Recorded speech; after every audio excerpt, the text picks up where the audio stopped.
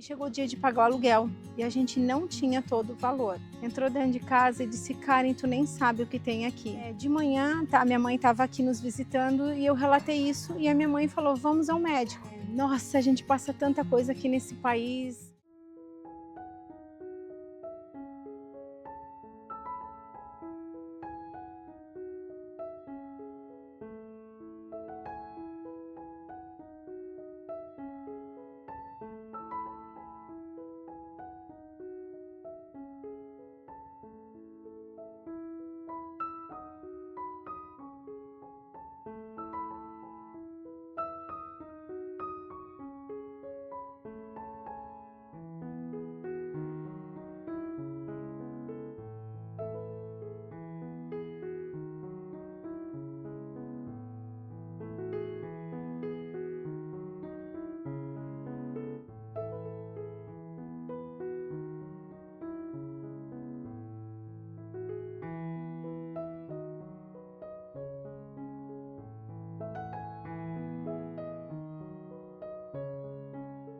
Oi, gente, como vocês estão? A gente aproveitou as férias da Megan e veio aqui no parque para dar uma aproveitada no nosso verão. E eu resolvi falar um pouco de um assunto que acho que também faz parte da vida de muita gente que sai fora do país e acaba tendo uma experiência diferente. E esse assunto seria a questão espiritual, a religiosidade. Bom, o que eu vou falar é uma experiência minha, é um contexto meu. Uma coisa muito comum de acontecer aqui é a gente se sentir muito sozinho. E eu me peguei muitas vezes me sentindo muito sozinha e falando um pouco mais com Deus. E aí a minha intimidade foi mudando e também o meu relacionamento. Eu acho que é uma coisa que é muito fácil da gente falar, coisas até mesmo que passaram, que a gente vê sim a presença de Deus ao longo de muito tempo na vida da gente, mas no dia a dia a gente acaba achando que tem muita autonomia e na verdade a autonomia não é nossa. E sim, essa autonomia, esse direcionamento é de Deus.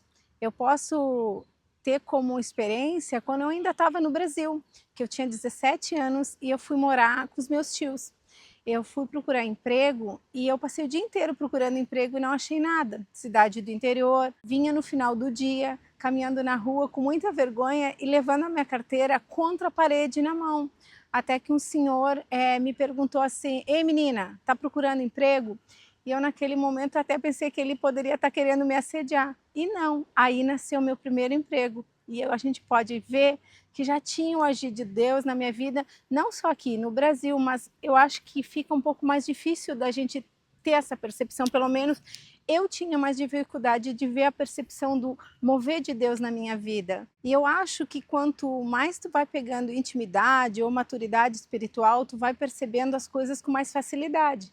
Tipo, isso aí eu só fui perceber agora, mas hoje aqui nos Estados Unidos, eu vejo com muito mais facilidade tudo que Deus faz pela gente, às vezes até mesmo sem a gente pedir. E uma das experiências que eu tive foi bem na minha chegada, mais ou menos aos 2 anos após ter chegado aqui. A gente foi trocar de cidade, a nossa primeira mudança que a gente teve. E eu lembro que um mês depois, a gente morava em cima da casa da dona dos apartamentos e chegou o dia de pagar o aluguel e a gente não tinha todo o valor. E chegou no final de semana e o meu marido, eu estava muito chateada com essa situação, muito chateada, ao ponto que eu dizia: meu Deus, eu não aguento mais juntar moeda para pagar as contas. E o meu marido falou assim: vamos dar uma volta, Karen. Eu disse: não. E eu lembro que eu deitei e fiquei escutando uma pregação. E eu posso dizer que eu acho que eu acabei relaxando e pegando no sono. Quando o meu marido chegou, ele passou pela caixinha de correio e abriu as correspondências. Entrou dentro de casa e disse: Karen, tu nem sabe o que tem aqui. E eu simplesmente falei: o que que é, Maurício? Fala. Mas antes disso, agora me veio a lembrança, quando eu morava em Florianópolis, um amigo meu falou assim: Karen, quando Deus quer te ajudar, ele manda um cheque pelo correio. E eu lembro de ter pensado na minha mente assim: ai, que babaca. E eu passei por essa experiência, sabe? Inclusive eu tive que, como a gente fala, pagar a boca. E o meu marido fala: um cheque. a gente tinha feito um trabalho e a gente estava certo que ia receber, naquele dia que a gente estava limpando uns escritórios. E a pessoa nos disse assim, não, depois nos mandam a correspondência passando dados de vocês. Então a gente achou que ia receber somente no outro mês quando fosse fazer a segunda limpeza. E realmente naquele dia aconteceu algo que o meu amigo há anos atrás tinha profetizado para mim na minha vida e eu tinha inclusive ironizado dele. Então, a outra situação foi quando a Megan nasceu. A Megan estava prevista para vir o dia 31 de janeiro e veio no dia 20.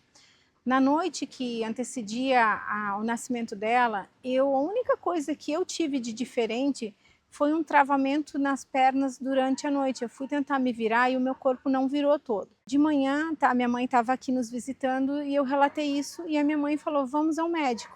Eu simplesmente saí para o médico, cheguei lá bem, caminhando, normal. E quando eu fui colocada no quarto para ser monitorada, o médico disse, sua cesárea vai ter que ser agora, Karen. E eu fui levada para o centro cirúrgico. Por minha sorte, porque eu falo ainda pouco inglês, o anestesista tinha morado no Brasil e falava espanhol. Quando o médico me anestesiou, simplesmente a anestesia não pegou. Ele já vinha para o meu lado, assim, para me cortar, e eu tive que falar para ele, não me cortem, eu estou sentindo tudo. E eles disseram como, testaram e viram que a anestesia não tinha pego. O anestesista falou assim, eu preciso de 5 minutos. E eu só vi o médico sacudindo a cabeça e dizendo que não. Nesse momento, o anestesista simplesmente pegou os 2 dedos, enfiou aqui em mim, tentou, acho que me desmaiar, eu não entendo direito, eu não desmaiei e chorei e disse para ele que ele estava tentando me matar. Eles, supostamente, Maurício ia entrar para o momento do nascimento da Megan e eles falaram, olha, o seu marido está aqui. Eu levantei a cabeça para procurar porque tinha muitas pessoas à minha volta e quando eu levantei a cabeça ele novamente colocou o dedo e eu acabei desmaiando. Quando eu voltei da minha cesárea, eu encontrei a Vitória e o Maurício que tinham ido ver a Megan e eu vou até colocar uma foto aqui. Quando eu olhei, eu falei, nossa, que horrível.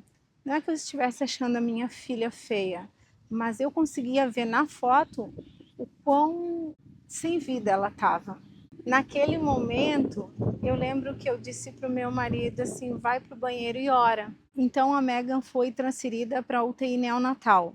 Eu só fui ver ela depois de 3 dias. Quando ela foi receber alta, os médicos nos falaram que a gente, durante o crescimento dela, teria que acompanhar porque ela poderia vir a mostrar muitas sequelas. E realmente, assim, ó, ao olhar para trás, por tudo que aconteceu no nascimento dela, eu poderia dizer que ela não tem sequela nenhuma, que ela é um milagre. Ela tem autismo, mas mesmo assim, ainda dentro do espectro dela, ela é um milagre para nós. Ela se desenvolveu muito bem e vem se desenvolvendo muito bem. A outra situação que eu tenho para trazer para vocês é a questão financeira, que eu acho que isso é um dilema na vida de muita gente, né? Durante a pandemia, a gente tinha uma única fonte de renda aqui, que era a limpeza. E no período que iniciou a pandemia, todos os clientes pediram para a gente não ir na casa deles. Isso permaneceu por 6 meses. Então, a nossa única fonte de renda, minha e do meu marido, parou. E com isso, acumularam muitas contas. Teve uma das formas que a gente achou de se manter aqui, foi usando o cartão de crédito. E após esse período, a gente pagou esse cartão por 2 anos, porque ainda vinha recém se retomando financeiramente, e eu vi que não estava adiantando nada. Então a gente parou e tentou negociar com eles, o que não aconteceu. Então a opção aí é deixar ir para a corte, para que talvez o juiz possa te ajudar, porque nesse momento ele vai julgar se realmente os valores estão sendo muito exorbitância ou vai dizer, não, a parte que está te processando tem razão. Ou de outra forma, ele pode dizer, não, os valores estão corretos, mas realmente ela precisa de um facilitador aí. E aí eu fui levada à primeira corte, aonde o juiz perguntou, não era nem um juiz, eu acho que seria o intermediador. Ela foi online e ele perguntou se eu tinha ciências daquelas dívidas, e eu falei que sim. Então, ele nos deu, para as duas partes, um período de 3 a 4 meses para a gente tentar se negociar, o que a gente já não tinha conseguido. E ele falou, se não houver, daqui a 3 meses, e aí ele marcou o dia tal, tal hora, a gente volta a ter uma corte aqui onde iria finalizar o processo. Então, de acordo, as duas partes disseram, estamos de acordo. Quando chegou esse dia, a minha filha me ajuda muito na parte do inglês. A Vitória veio, inclusive, mais cedo, porque a corte estava supostamente para ser às 2 horas da tarde, online, e eu fui procurar a correspondência para pegar o link. E quando eu olhei a correspondência, ela não estava mais online, ela estava no presencial. Isso acabou me deixando muito nervosa, porque as cortes aqui, até mesmo online, muita gente junto, então todo mundo vê o processo de todo mundo, mas ainda online, tu está no conforto, na segurança da casa. E lá não, tu tá indo dentro do que seria o fórum no Brasil. E ali se junta assim, tipo, 30, 40 pessoas, sabe? E quando eu vi que ia ser presencial, eu falei, eu acho que eu não vou ter coragem. Eu passei aquele dia assim, muito agoniada, voltei a pensar, nossa, a gente passa tanta coisa aqui nesse país, passa momentos bons, mas também passa muitos momentos difíceis. Eu pensei, acho que eu estou cansada disso, acho que eu vou desistir, acho que eu vou retornar ao Brasil. Passei a noite sem dormir e no outro dia me levantei muito medrosa, mas mesmo assim fomos. A gente teria que estar lá às 9 horas da manhã. Quando a gente chegou lá, como eu já falei, tinha aquilo ali 30, 40 pessoas. Durante o processo ali que estava acontecendo, teve 3 pessoas algemadas, teve processos que era a pessoa dizendo que o policial tinha sido demasiado com ela na hora que foi parar ela numa situação de trânsito, até que chegou a minha vez e eu, nesse momento, eu não podia usar a Vitória, então tinha uma intérprete. Quando eu fui chamada, o juiz chamou eu e a outra parte. E aí a pessoa que auxilia o juiz disse, a outra parte não veio. Bom, e aí a moça que auxilia o juiz, ela simplesmente falou assim, o que é engraçado é que essa corte era para acontecer via Zoom e normalmente às 2 horas da tarde.